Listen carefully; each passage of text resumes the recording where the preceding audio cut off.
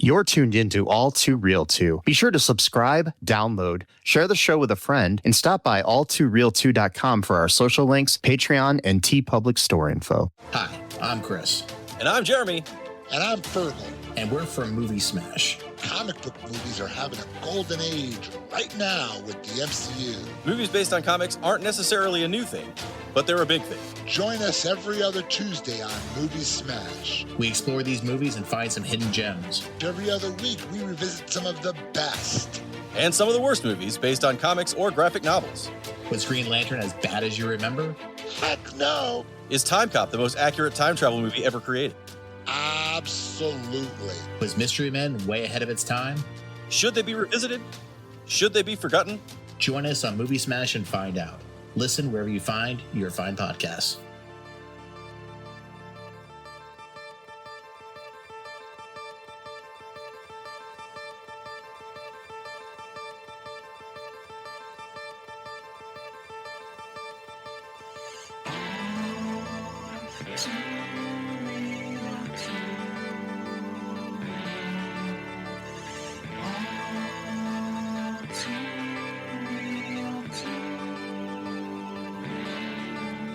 Okay, everybody, welcome to the latest episode of All Too Real 2. My name is Michael E. Cullen II, and with me, as always, is... Sesame.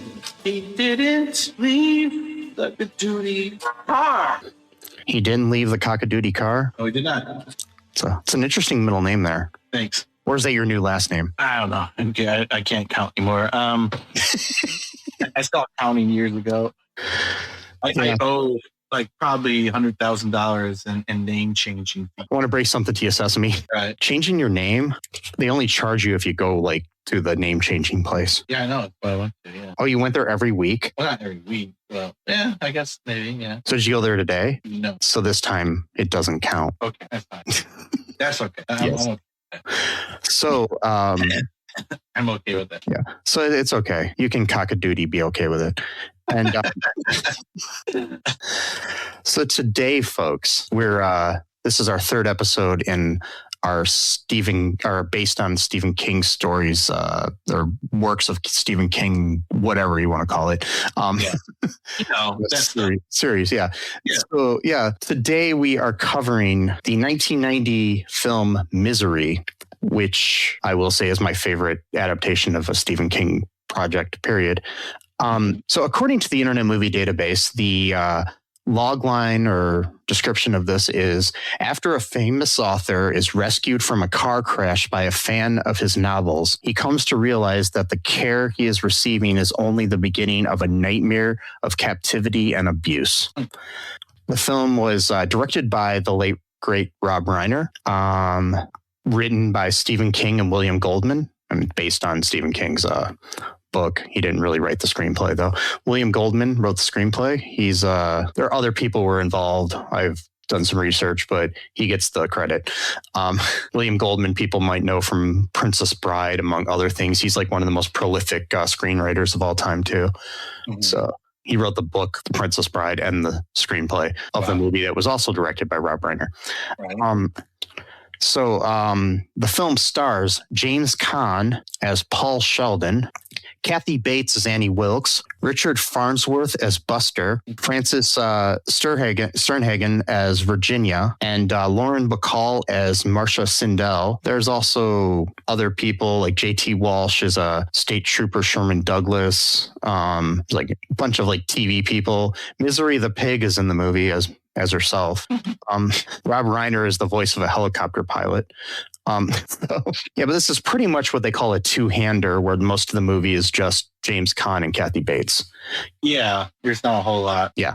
What's going on between them? And Kathy won the Academy Award for, I don't know if it was Best Supporting or Best Actress for this movie. So, yeah. That was during her era of like really, really tough movies. Because then this was like her, I think this may have been her first, like, she had done smaller parts in movies, but this was her first leading role in a movie. And she was primarily a theater actress at this point. Yeah. So, yeah. She did do some other fucked up movies, but this is the most fucked up. Yeah, the one I remember was Dolores Claiborne. That's another. It was produced by Rob Reiner, and it's a Stephen King. It's a Stephen King adaptation as well. And a fact about Dolores Claiborne is the character of Dolores Claiborne was written by Stephen King with Kathy Bates in mind for the role. Okay. Yeah, after he saw her in Misery, he started working on that book, and he based the character on, he thought this is something that Kathy could play. So yeah. Yeah, I remember watching that a lot too when I was younger. Yeah, I need to finish it. I started watching it recently, and then I got distracted. Yeah, that's a good one. So what are your initial thoughts here on this film? I like it a lot. I watched almost all of it last night, and then I went ahead and just rewatched it from the beginning earlier today. So I kind of have a double whammy somewhat, so to speak. I miss old movies like this where I saw a video on YouTube recently, not all of it, but I watched some of it where it was basically like the title was something like "Why Don't Movies Look Good Again?" or something like that. It was basically about all movies now are they kind of just use like the same effects, the same style. There's really there's like no uniqueness to pretty much anything at this point when it comes to art. Everything is cookie cutter, unfortunately. But like, it reminded me of like how movies used, like I feel sorry for younger people who just don't know how like they can watch it, but like they weren't actually there to experience like as it was going on that like movies used to be good for the most part. Like you had a few crappy movies here and there, but like for the most part, if a movie was going into the movie theater, it was designed at least with the attempt of trying to be a good or successful movie. Now throw crap out there like it's like. You also had a lot of variety in films because in theaters because you didn't have all these streaming services. Because a film like this, sadly, I mean, maybe because it's based on Stephen King, if like this were never made in the 90s and they decided to make it today, it might have just ended up on like Netflix or something. Right. And not in theaters, because that's the type, something like this would that. I mean, literally I wish I could remember the name of it, but there's like a Stephen King adaptation from a few years ago that was like on Netflix about a woman who's like doing some like sexual play in bed and gets tied to the bed by her husband, and then he dies. Oh, no. And so she's kind of just stuck to the bed. So it's kind of similar to this in a way that you're kind of like isolated sort of thing. And and that was a direct to Netflix movie. So it's like, bypass theaters, something like that. Yeah. Like that thing, like I hope at some point the spell's gonna break, or at very least, how like culture tends to come back like 25, 30 years later. Yeah. Maybe it will become a trend. Become a trend to do things the way they used to be. And then hopefully then people will realize how much better it was. Then it just won't be a trend. It would just be what is normal. What it is. Because I miss older, and I say older because this movie technically is 36 years old now. I miss older movies that have a plot, they have dialogue that's discernible, that you can actually hear, that you don't have the volume turned up super, super low when it comes to dialogue, and then yank it all the way up when it comes to the action scene. And so you're sitting there with the remote constantly turning it down. I mean, how many movies do this? It's annoying. And there's a lot. Like, everyone complains about it, but they don't do anything about it. It's the reason I watch almost everything with subtitles on. Yeah, me too. I can't not do it because I'm going to wake everybody up if I'm watching something late at night, because it's going to be like a car accident or something, whatever, And sometimes even if you turn it all the way up, you still can't understand what somebody's saying because they don't mic them right, or they don't, the mix isn't right on things. And a lot of things too, like when you're talking about the way movies used to look too, it's like the other thing is everything's so dark now. Yeah. There's more color in old movies. Yeah. And I mean, you've got the different ends of the spectrum though. You've got like movies that look that you can tell are like low budget and bad movies. A lot of time are the ones that are more colorful, but they're not lit well. So you don't have depth in the thing. So it's like a flat thing. It seems to be what most religious, like Christian films, the way they're lit is. You're right. I was just thinking of that Karate Christmas movie. Yeah. That was a good example of too much color or light. Yeah, and it's like it's too much light. Like there's no depth of field in things.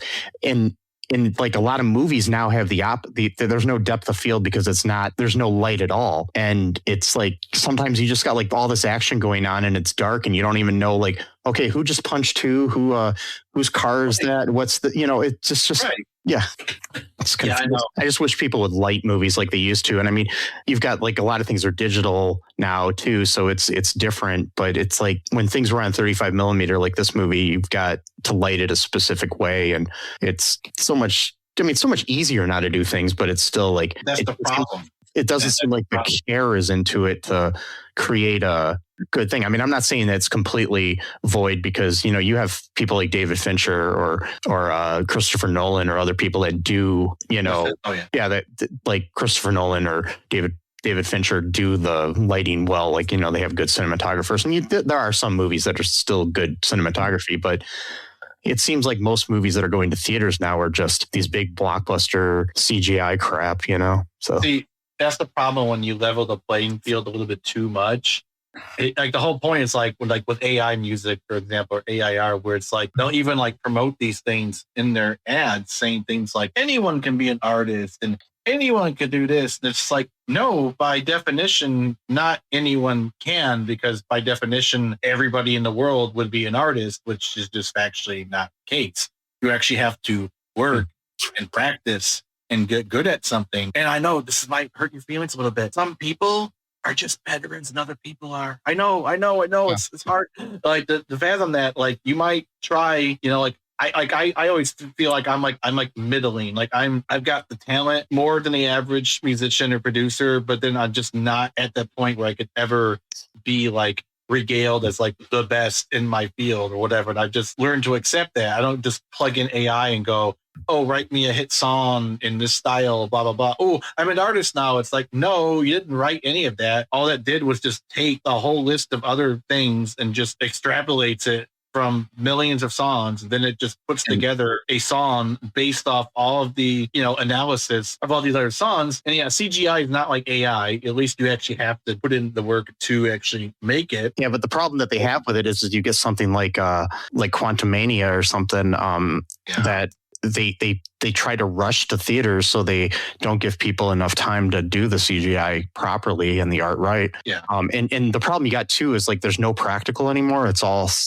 so when you had a mix of the two, like I think that like Sam Raimi Spider-Man movies look better than things today because it was both physical and computer generated at the same time. Or Stranger Things season 1, the Demogorgon was actually a guy in a suit. Yeah. And that's why it was more terrifying, because you actually had a combination. Anyway, I know I went on a rant here, but I miss older movies where more care was put into it and more time was put into it. And for the record here, I wanted to point out too that the cinematographer of this film is Barry Sonnenfeld, who is a well-known director now.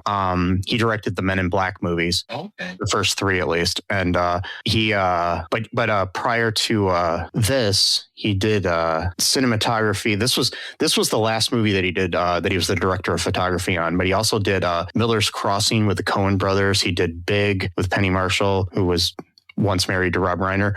He did When Harry Met Sally with Rob Reiner. Yep. He did the cinematography for Throw Mama from the Train, 3 O'Clock High, Raising Arizona. It's so they hired somebody that knew what he was doing, so yeah. Yep. So, where do you want to start with this? Do you want to talk about just like the feeling of it? Because I mean, the basic plot is pretty simple. Yeah.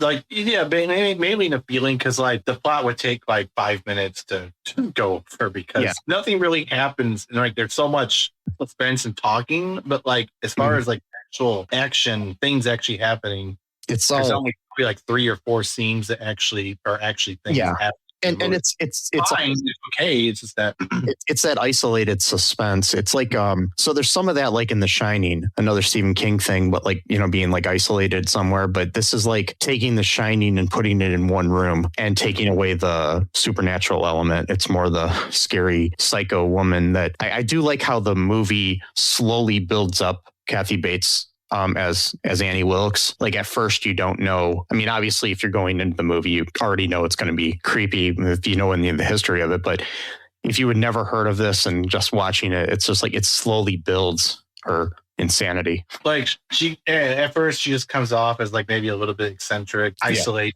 doesn't really doesn't really have any neighbors, that kind of thing. But then like, yeah, once I would say my first warning sign would have been, I guess I'm just pretty good at detecting crazy. So like I would be able to tell even before the first incident that like maybe this person's not all the way there. Not like as an insult, but just more of like maybe be careful around them, type of thing. Like, but like when she first that was, so I already would have known that beforehand. But like for example, when the whole thing with the pig where she's like oinking around, like immediately I'm like, that's a crazy person doing that right now. Like again, no offense to them. It's like you got a problem, That's just what it is. But like when people start acting really, really weird like that, I'm just like, like there's two kinds of weird. There's like cool weird, and there's just like, ooh, like weird. Like, you know what I mean? Like you're just like you feel like maybe at first she's just like an eccentric fan, like, like somebody that's like, like some people don't know how to act around like a celebrity or somebody that they really like.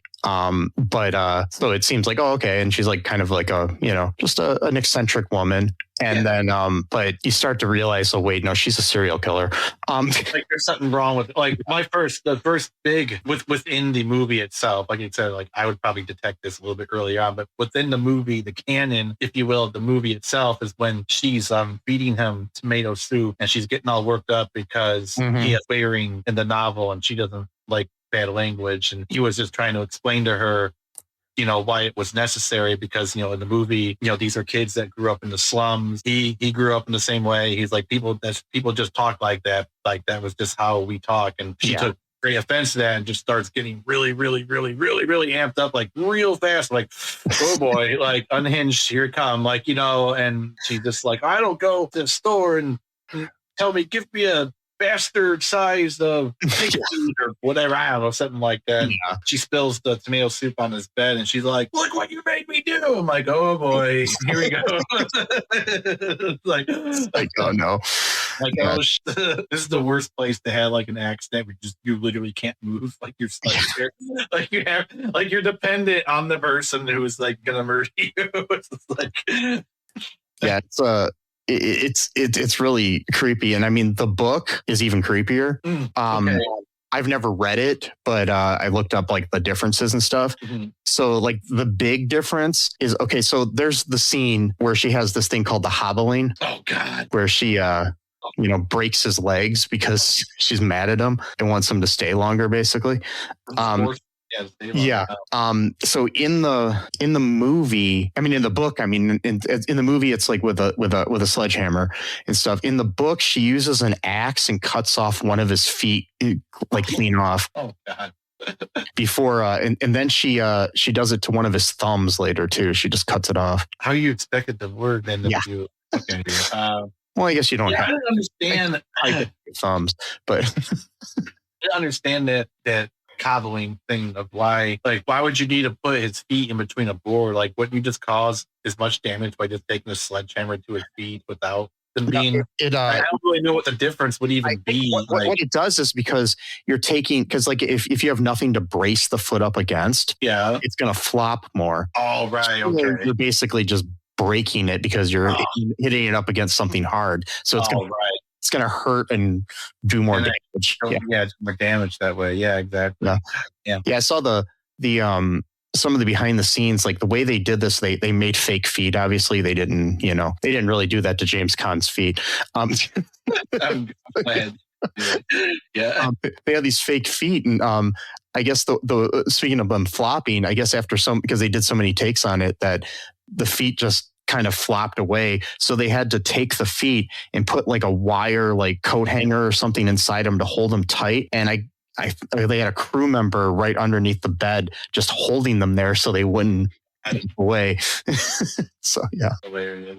So but it's just creepy. But it's a lot creepier if she just cut the foot clean off. They originally had that in William Goldman had that in the script, like from the book, like where the foot was just cut clean off. And but somebody at the studio was like, I don't know if we can do that.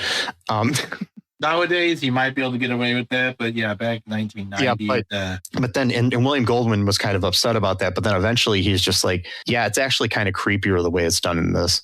It's not. It is because it's like planned out more. It's more sense going on with it because she's more deliberate and clinical about it. Absolutely though, terrible. God, it's being tortured like that. Oh, Christ. Like, the idea of being tortured is like scary. Like when I like when people act like they're like for anyone for like a cause, they're like, I totally be okay with being a martyr and being killed. It's like, okay, are you cool with torture though? Because it's easy to get shot and die. What if they keep you for weeks and they're just doing? Oh, I can't even think about it.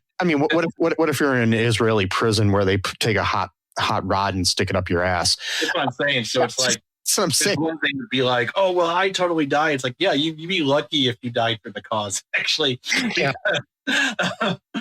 Yeah, because some of the people that are tortured are the worst. I mean, you've got lots of different types of, like all the people that were in Guantanamo and different things, and then then what's going on in CCOT now and stuff. So it's just it's absolutely horrendous. Yeah. I try not to think about that too much because I'm like worried about if it's going to happen to me because we live like in a terrible society now. Yeah. So I think about shit like that. Like, what if they tried to do this to me, or what if they tried to? I mean, it probably won't happen, but still, it's you never know anymore. But and I think one of the things, I mean, we'll go back to some more trivia here too, but like one of the things about this torture thing too, it's like in a way we have that a lot now, but in a different way online. I'm not saying that it's like physical torture or isolation, but a lot of times you have these people that are isolated, but like Annie, who are obsessed with something like she is with these misery books.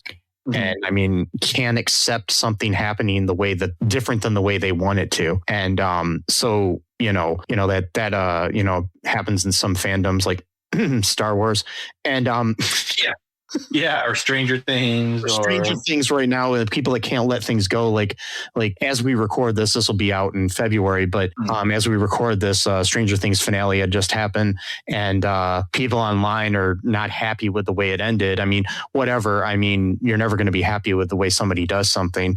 Yeah. And I mean, I wasn't happy with it, but I'm not, but people are so delusional that they think that there's another episode going to come with the Stranger thing. Well, people are so delusional that they think they should write the screenplay or the script for something or whatever, or create the video game or whatever. It's just so sad, and people get so angry online, like if something's not exactly the way they want it, and people are upset when something is exactly the way it used to be, but then people are upset when something isn't the way it used to be. Right. So it's just like you're going to have people of all walks of life, but there are people that are, literally, like I'm a fan of Star Wars, and I even have like a little Star Wars shrine in my house just because I've got like lots of collectibles and shit. But I'm not to the point where I think I know better than the creators of the shows and the movies. I didn't like the sequel trilogy that much, except for the middle one, the one Rian Johnson did, because Rian Johnson is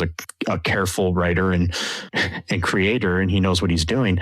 But it actually tried to do something different. And I still think that movie's flawed too. But there's but that's just my personal feelings. But the thing is, it's like, even though I don't like where, the series ended up in that trilogy and stuff, I have no right to become Annie Wilkes and demand that somebody redo it and make me happy, and that's what people actually think they're entitled to. Yeah. It's kind of sad. But I've actually seen people literally like that, like, well, I'm not going to watch any of their stuff. And then they still keep watching it, and they see it. Yeah, exactly. It's like, all right, well, obviously you're not telling the truth. They're literally people I've seen, like, when these shows that are on for years, like anything from like Grey's Anatomy to, I'm trying to think of other shows that have been on for like decades or something, they'll get upset about like a storyline, and they'll be like, I don't think I'm going to watch the show anymore. And then like 5 years later, you still see them commenting and saying, I think I don't really like this part. Yeah, I know. It's just like, this woman takes it to an extreme, obviously, of like willing to like torture the author. It's like, I've been a fan of General Hospital since I was a little kid, and soap opera, and that fandom is just as bad as Star Wars online, because you'll see people that are like, I hate that woman, she sucks. And there are people that literally have become, like, if you play a villain like on a soap opera, I can't remember who the actor was, but he or she was playing a villain on I remember this interview, but I don't remember if it was a guy or a girl that gave the interview, but they were saying something about they were walking down Times Square and somebody saw them and walked up to them and like cussed them out and stuff, like because of what their character did on the TV show. It's like, that's not that bad, but there have been people that, form these like parasocial relationships with creators or actors or something like that, where they think that they're entitled to this familiarity with somebody, and they can't distinguish fiction from reality or just common, I don't know, courtesy of other people sort of thing, where you don't like somebody's review of a movie or something and you see them in public and give them crap. I've heard about that happening too with like movie reviewers on YouTube and stuff. It's just so sad. Yeah. Like I just looked this up because I remember, I remember that Jeffrey Dean Morgan got death threats because his character Negan killed Glenn in the season 7 beginning of Walking Dead. I'm like, it's a character from like he didn't actually beat someone to death with a baseball bat. It was food coloring and other stuff, and no one actually really got hit. It was not a real. And he didn't even write the scene. He didn't even write the series. If anything, what the fuck? If anything, the scene was actually less brutal than the actual comic book itself, because you don't actually see a whole lot of the actual hitting. A lot of it's just sounds and suspense, as opposed to just like the comic book where you just see the entire thing. Like, but it's just like I'm gonna send a death threat to a guy, an actor, for playing a role. Mind you, that kind of just proves of how good the actor is by playing their role. If they get so much hate, like, and then we get into the other aspect where people actually reveal who they are in reality, and people get upset at them for having a personality and points of view on things like politics or social issues. Right. And it's like, because like I don't agree with her 100% of the time, but speaking of General Hospital, there's this actress Nancy Lee Grahn who is like very outspoken politically on her Twitter and Facebook and stuff, and I'll see comments in posts where like there was a couple years ago where during the pandemic, a couple actors who refused to get vaccinated had to be let go from the show because there was a policy at Disney that you had to be vaccinated. And people are online because they don't agree with her politically, saying it was her fault that these actors got fired and not Disney. And it's just like, because like these two actors were a little bit more conservative and she's a little bit more liberal. And it's like, so they're blaming this actress who's just on the show. And then like when her character does something they don't like, they're like, yeah, that's because she can't act, or she's telling them what to write on the show and stuff like that. And it's like, she does not have that kind of control. It's just like, it's coping. It's coping. Yeah. But yeah, man. What else do you want to talk about? Because there was another scene I really wanted to bring up. I'm trying to remember what it was. It had something to do with just like, again, like the revealing of her like character being more like just unhinged and just like very unreliable in a lot of ways. Like when she buys him paper because she's basically going to force him to. Well, what it was, so he let her read the manuscript of his novel, which he hadn't even churned in yet, because he figured, well, she saved me and she's taking care of me. What, at least I can do is let her read my manuscript. Yeah. Well, after the swearing thing, she didn't like that too much, but she's like, yeah, it is what it is. And then, she puts in the bed or whatever. And she's like, I only got a few more chapters to go. And then he wakes up in the middle of the night and she's just staring at him with so much hatred in her eyes. Oh, yeah. How could you? You killed Misery. Just starts, freaking the fuck out. And then like she makes him burn his manuscript the next morning. Because she heard once on an interview that he only prints out one copy of each of his manuscripts before he sends it in, because that's what he did with his first novel. So now this was before like, you could save something on the cloud or whatever. No, it's like really, like he didn't even know who she was. Like Merv Griffin. He's like, Merv Griffin. Like, doesn't even remember the interview itself. But she remember, that's to be fair, because he's probably doing like hundreds of interviews. He's not going to remember every single, one. But like, she remembers this because she probably taped it on her VCR or some. Yeah, that's like when you're obsessed with something. It's like the people like William Shatner was famous for one time saying, I mean, they parodied it on SNL, but I believe at one point he actually told people to get a life because they were so obsessed with Star Trek and asked him like these questions like, in episode 5 of the second season, you did this, blah, blah, blah. What did that mean? And it's like, yeah, that was just a job for him. You know, it's not like he didn't write it, so he might not even know what it was supposed to be because he's not the. And even when you're a writer of something, like I wrote a short film and my friends really liked the film and would quote it to me. And like my friends used to quote movies to me all the time and they quoted my own movie to me. And I said, what's that from? Like, it's your movie, dude. It was like, you wrote it. And I'm like, oh, I don't remember writing it. I don't know about that. Yeah. But like, so that scene was kind of fucked up where she took a cheap charcoal grill into the bedroom. Yeah. Put a bunch of lighter fluid on it and told him that he's got to burn his manuscript and he's got to rewrite it according to how she likes it. And then when he wouldn't do it, she was just like pouring lighter fluid onto his bed to threaten to set him on fire, essentially, unless he did what he was told. And so he went ahead and burned it. Of course, you know, it burned a bunch of her curtains because it's a fire in a fucking bedroom. So in this is something that's different in the book too. So in the book, cleverly in the book version, he somehow got a stack of unrelated, you know, pages like like just with random stuff on it. Mm-hmm.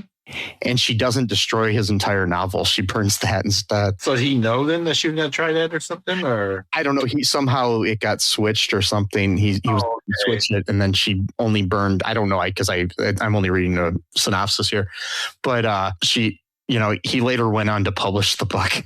And it was a bestseller.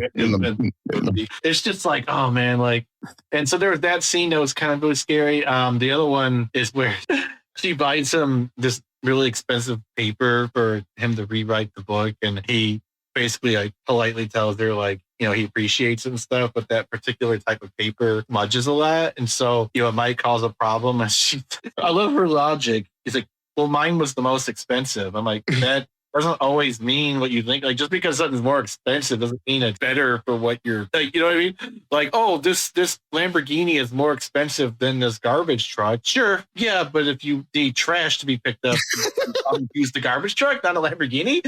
Like, I would think, you know, so like, you know, that's some weird logic right there.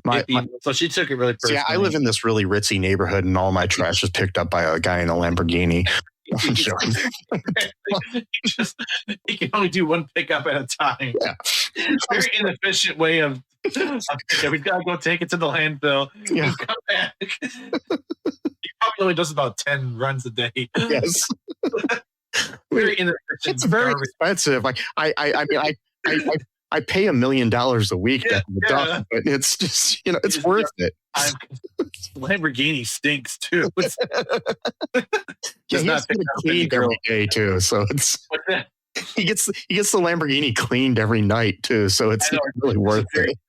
Mode of transportation job, and so you know she gets really really angry. He's like, "I'll just bring the whole damn store to you." Slams the thing on his lap when his legs are still healing. So that hurt a lot. And this is when he starts trying to just explore the house. He picks the lock with the hairpin. Yeah. And so he does it a few times when she leaves. He just kind of roams around her house just to kind of get a better idea of who this woman is. And he ends up finding a scrapbook. And the first thing he sees is the stuff about him saying that he's presumed dead because of the accident. Yeah, I forgot the whole thing. He writes his book in this place called the Silver Lodge or Silver City, something like that. And he finishes all of his books there, and then he drives off. But he drove off during the middle of a snowstorm, didn't realize at the time. And so his car ended up tipping over, and she saved him. She took him out of there. And so he's, you know, you can't go anywhere. I mean, his car is completely totaled. Yeah. He can't walk, can't do anything. And so he found this thing where it said the author is presumed dead, and there's a bunch of other stuff. And he closes the book, and it's called Memory Lane. It's the name of the script. Yeah. Like that's kind of fucked up.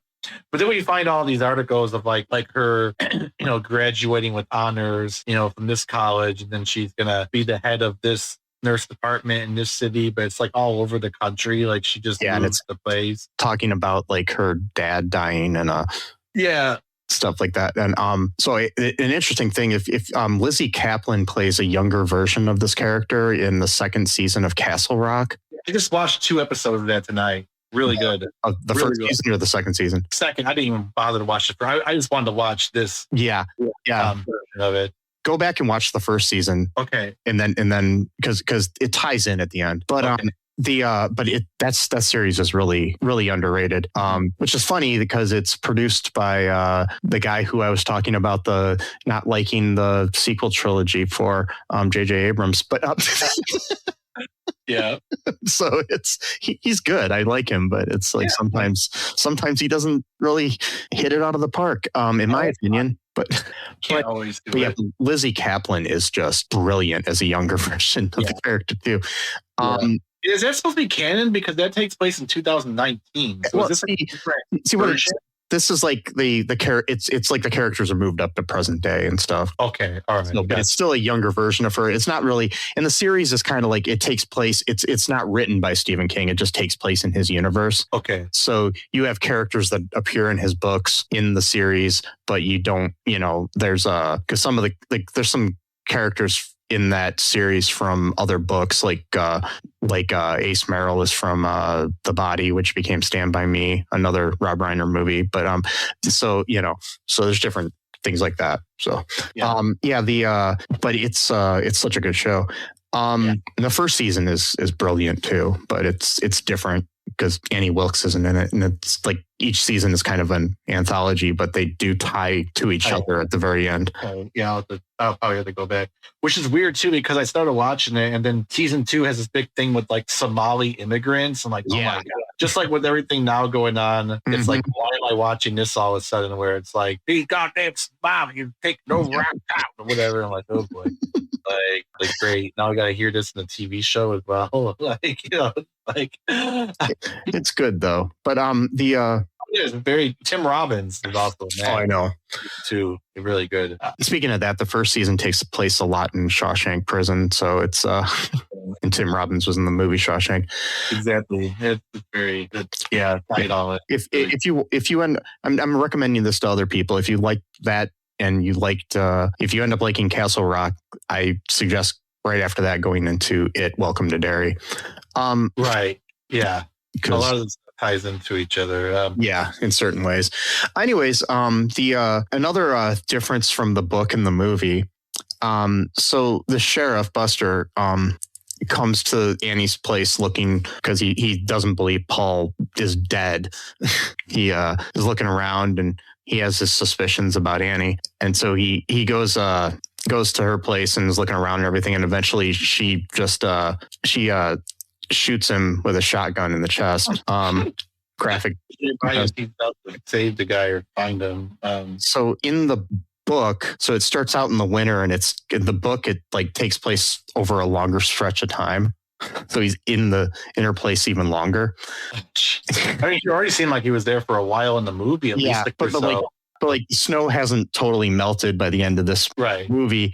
But in this, I guess it's like more spring. It begins to be springtime or whatever. But in the book, he shows up and it's a state trooper. I don't know if it's the actual same character, but it's the same kind of character.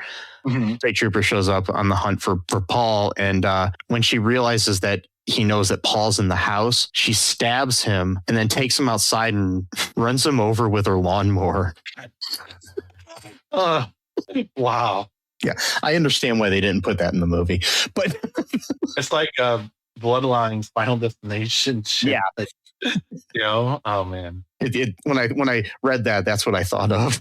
But yeah. Wow. So yeah, I mean, I think one of the things like the like meanings I get from this story too is like the whole idea like Paul is like done with this misery character. It's like something that he's known for and he kind of doesn't want to be anymore. Yeah. It's kind of a metaphor for like in life when you want to have a change in your life and you kind of are stuck doing the same thing over and over again and you want to change that and everything. But then I think Annie kind of represents that whole thing of like somebody that doesn't want you to do that or people that expect you to be a certain way in your life or even yourself, like you get so used to doing something over and over again and being a certain type of person. It's like, oh, I'm known for this. So I got to be the guy that, wears crazy shoes all the time or whatever, I don't do that, but I'm just saying whatever it is, Yeah. But this is but she's like the representation of that. And he is basically in the movie, especially, he really wants to write something different to show his real self as opposed to the thing. And I look at that like in the whole idea of celebrity too, like where I've talked before, like I was listening to an episode of Pod Meets World it's a podcast about Boy Meets World.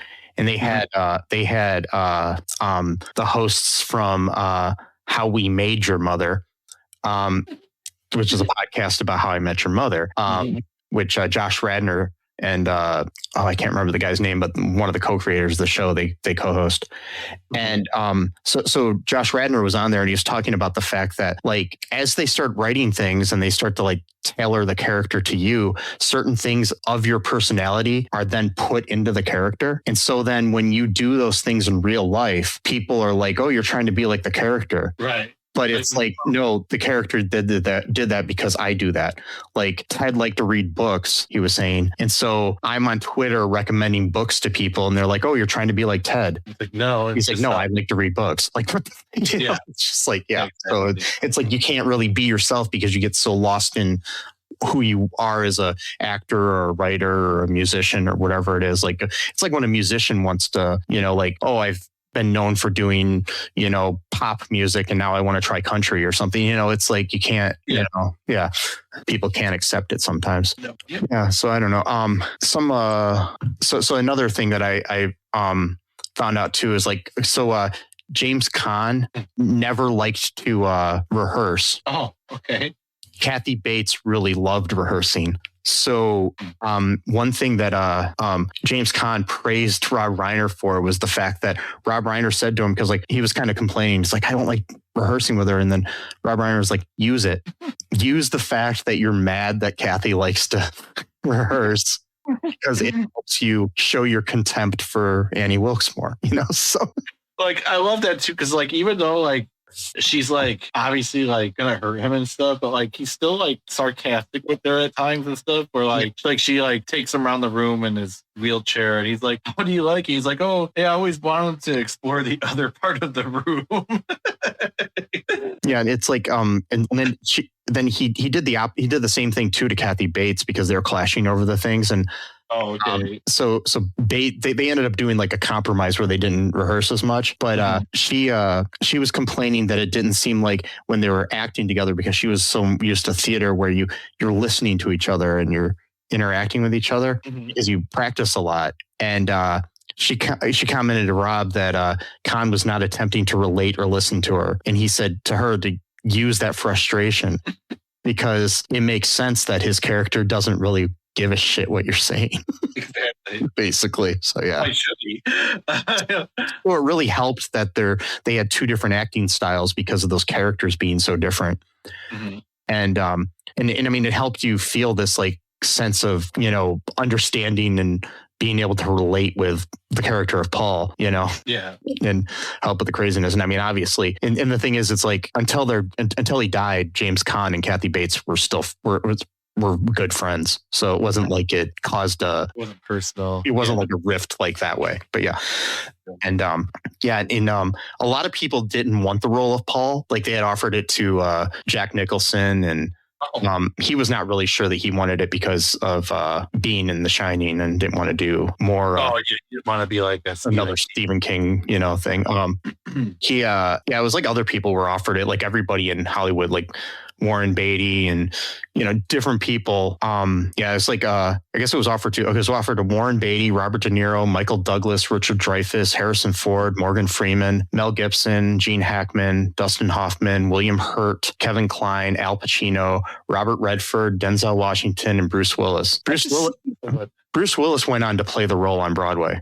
Oh yeah. Yeah. So I could see Richard Dreyfuss. No, not Harrison Ford. I think they have a good similar personality to James Caan, like in this type of role. I could see, but I think they chose the right guy though. I think. Yeah, and I mean the thing is, James Caan was kind of on a downswing in his career, and this kind of brought him back up. Oh wow! Okay. And the main thing is, it's like a lot of people didn't want to do the do the role because you're playing kind of second fiddle to, not to be sexist, to a female character, and you're in the submissive role where most men are in the, more domineering role in movies. So Brian, plus too, she was like a new actor to the screen as well. She was like not even like an established, actor yet. I'm not sure what else to say about it. I kind of forgot. I actually didn't forget it. I'm just kind of like in a chill mood right now. So I'm just sort of like kind of going a little bit. But I did like the scene though where he finally finishes it, and then he's basically forced him to do a suicide pact.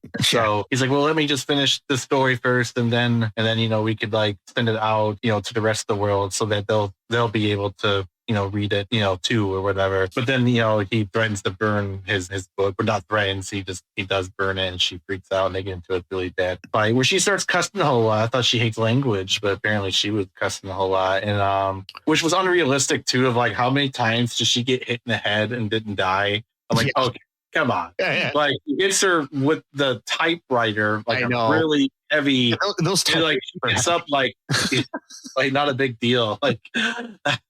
Yeah, I mean, but that's your typical thing, like in a horror movie, the killer never, when you think the killer's dead, there's always going to be that jump scare afterwards, So and speaking of, she falls on the typewriter, hits her head, and she dies from the fall. Yeah, which is kind of poetic. The instrument that killed her was the one that she brought into the room. Exactly. Yeah. I guess Kathy Bates was picked for the movie by William Goldman, who wrote the screenplay. He had seen her on Broadway and suggested her for the role, and like they wanted to go with like known people. Like they even offered the role to Angelica Houston, and they thought about like Bette Midler and other people. But yeah. Wow. But Bette Midler playing the role. That'd be kind of weird. Rob Reiner really liked the idea of having like an unknown actress in the role, because then it makes it even scarier because you don't know what to expect from her. Right. Yeah. I think the casting was perfect, the way that they turned out. It's like a lot of times to get these ideas and stuff, but then once you actually realize how the movie would have looked so much different, like if Richard Dreyfuss was the guy. I guess Richard Dreyfuss could sort of play that kind of character similar, but a little bit more on the sarcastic side, whereas like the thing about James Caan is, sure, he's like a good looking guy, and he's like a kind of a tough guy, but he's also got that kind of like, I guess, sort of like Jimmy Stewart everyman sort of feel to him. Yeah. Where, I mean, like Richard Dreyfuss kind of has an everyman feel to him, but he's more of a eccentric everyman. Whereas the idea with Paul is you kind of want him to be like a blank slate in certain ways so you can relate to him. Yeah. And then the emotion comes through even more because you're kind of, relating to him that way. It's like, I don't know. I think he was perfect in the movie. I kind of want to see, I don't know if there's any video of it, but like the Broadway version of it that William Goldman actually wrote the script to, this from like 10 or 15 years ago or something, with it was with Bruce Willis in the role of Paul, and then Laurie Metcalf from like Roseanne and other things as Annie. So that would probably be good to see. I wish I could go back in time and see that. Poor Bruce Willis is never going to act again, sadly. Yeah. Find a way. Sorry. Anyway, anything else to say about this before we wrap things up? No, not really. Oh, that's weird. I'm just reading some trivia here. Mary Tyler Moore wanted the role of Annie Wilkes. Oh my God, that would have been so bizarre. That would have been weird. I mean, I could see her playing it, but it's still weird. It would be a really weird version of it. Yeah. Yeah. I mean, because she was like what was that movie we covered where she did play a kind of a villainous character that she was the like principal at that school. It was like Cheats or something. That movie. Yeah. Is that her? I don't remember. Yeah. That's she was the principal or whatever. Yeah. Oh yeah. Yeah. Terrible movie. I know it was bad, but after seeing that, I could kind of see her playing a villainous role. I mean, she's played villainous roles. But I thought that movie was cool when I saw it. Yeah. In like 2002, and I come back to it, and I'm like, why did I think any of this was funny? Like, there's like two lines that I still thought were funny. Like everything else was just like, okay, I thought this was good. Some feet, like, all right. So yeah. Another person that was considered for Paul Sheldon here, according to this, was Bill Murray. Oh my God. No, that would not work. It would not work. Like that would have been weird. Oh, like what about Bob? Like type of character? No. Carol Burnett was considered for Annie. Oh no, the agent. She was considered for the role of the agent. Agent. Okay, I guess. Vicki Lawrence was considered for Annie Wilkes. Who's that? She played Mama in Mama's Family, and she was on the Carol Burnett show. When she was on Mama's Family, she was like in her like late 20s, early 30s, playing the grandmother. Right, they just made her up. Yeah. So she was young, but still. I know. Oh man. Yeah. Jeff Daniels was considered for the lead. Robert Klein, John Hurd, and Ed O'Neill. No. Like as in Al Bundy. No, that would not work. That would not work at all. Oh boy. I mean, he might be too sarcastic that he would shoot his kill off. Yeah. I do want to give a shout out to Richard Farnsworth and Francis Sturgeon Sternhagen as Buster and Virginia, the cop and his wife. Oh my God, they were hilarious. I thought. I know. They seemed like a real married couple. Yeah. Too bad Buster got shot. Yeah, I know. I feel bad for Virginia. They didn't even wrap that part up. They just like a lot of movies like that. They didn't do that. Like nowadays. I mean, they don't even show how Paul got out of the house. No, they don't. Like that's the kind of one of the bad things about old movies too, is like they don't really give you any kind of follow up. They just like I mean. Sometimes it's better to just like give it up to your own imagination too. But anyways, folks, I hope you enjoyed this episode. Let us know what you think of Misery. Or any other Stephen King adaptation in the comments below where you're listening to this. Check out our Patreon. We have a new URL for that. That's patreon.com/all2real2. Really easy to remember. Just go there. Do it. You can join for as little as $1 a month. And if we start doing like exclusive episodes to our fans, you can be the first to get them. Maybe even the first to get our episodes before they are released on your regular podcatchers. But even get them before we even record them. Yeah, you can get them before we record them. How's that work? No, like you get to get into our minds and then We'll have this new thing where you can just be inside my head. Yeah. And inside Sesame's head, and then you don't want to be in here. No, you don't want to be in my head either. So, believe me. I'm not going to tell you why. No. All you're going to get from me is reading a bunch of random book and then doing music, watching YouTube, and then thinking about beetle nut. That's all you're going to get from me. So. You're just going to be me binge watching random TV shows like 12 Monkeys. People, check it out. Yeah. Or then watching General Hospital every weekday. That's my life, folks. Listening to other podcasts. Yeah. Yes, that's what lives in my head. But anyways, folks, just go to all2real2.com. There's links to our Patreon. Like I said, we're talking about, we got our TeePublic listed there too. All of our social media, you can check all that out. Just support the show any way you can. Share it with a friend. Kidnap somebody and put them in your guest room and break their legs and make them listen to the podcast. Wait, no, don't do that. See, that reminded me for a second. I was going to mention too. See, I thought that they were going to do like a miscue, or I don't know what you would call it, where like a misdirect or something. Misdirect. Well, I was wondering if she had broken his legs. Like before she took, like basically like his legs were fine during the accident, but then she broke it and then told him that he broke his legs during the accident. But no, they didn't do that. Oh, poor guy. No, they had to show the Coblin scene. Come on. Yeah. You can't do that if she already broke his that hurt. Anyways. Folks, don't kidnap people. Just let them know to listen to the show. You can't like kidnap them and put them in your guest room and put headphones on them and make them listen to the podcast over and over and over again. They're buying them like a really, really huge typewriter. That's like, I'm not suggesting this at all. No, don't do it. Yes, don't do it. But do, share the show on social media. Yes. Also, folks, just, be good to each other. Be different. Be yourself in a world of phonies. Remember that trans lives are human lives. No human is illegal. Abolish ICE. Free Palestine. Fuck the, oligarchy. And remember that I love you. Sesame Cockadoodie loves you. And until next time, bye-bye. Bye. Thanks for listening to All Too Real 2 podcast, a Cullen Park production. Produced and edited by Michael E. Cullen II. Music by Matthew Hawes. Subscribe and share the show. Visit us at cullenpark.com.